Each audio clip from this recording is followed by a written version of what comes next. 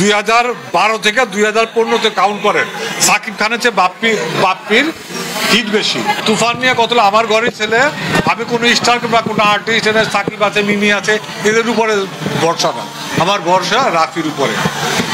গত ঈদে তো সাকিবের ছবি রিলিজ হয়েছে, আর এই দিয়ে রিলিজ হবে। আমার ঘরের ছেলে, আমার ছেলে রাফির উপর ভরসা। আমি যখন তাকে আবিষ্কার করি তখনই বুঝছি সে অনেক দূর যাবে, অনেক ভালো কিছু করবে, এবং রাফি যা আমার মানটা রাখবে তুফান ছবিতে মাধ্যমে। আপনি বলছেন যে রাফির উপর ভরসা, সাকিবের উপর না। সাকিব কি কিছুই না তাহলে? সাকিব এই ছবির, সাকিব বাংলাদেশের একমাত্র সুপারস্টার, অবশ্যই বলতেছি।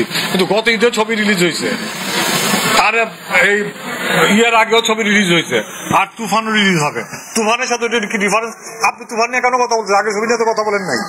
কার জন্য? সাকিবের জন্য কথা বলতেছেন নাকি রাফির জন্য কথা বলতেছেন? না, তুফানের জন্য। অবশ্যই সাকিবের জন্য। না, তুফানের জন্য। আপনি তুফান ছবির জন্য কথা বলতেছেন। আর তুফানের ক্যাপ্টেন কে? অবশ্যই রাফি বলে তুফান হয়েছে। অন্য একজন মানে তুফান হইতো না, হয়তো করতে পারে না। আগে আমি পারছিলাম শিকারী নবাবে, আর মাঝখানে কেউ উপস্থাপন করতে পারছে।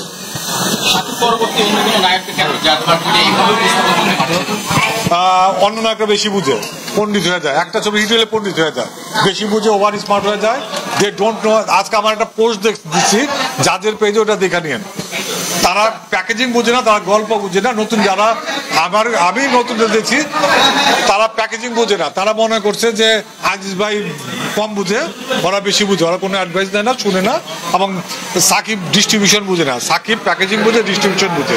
যার জন্য সে আজকে সাকিব খান নিতে পারছে, সুপার হিট হতে পারছে। সিয়ামও পারতো, ওই রোশনও পারতো একটা সময়, কিন্তু সাকিব খানের বাপ্পি বেশি হিট ছবি দিচ্ছে। 2012 থেকে 2015-তে কাউন্ট করেন, সাকিব খানের চেয়ে বাপ্পির হিট বেশি। তারপর বাপ্পি হারাই গেল কেন?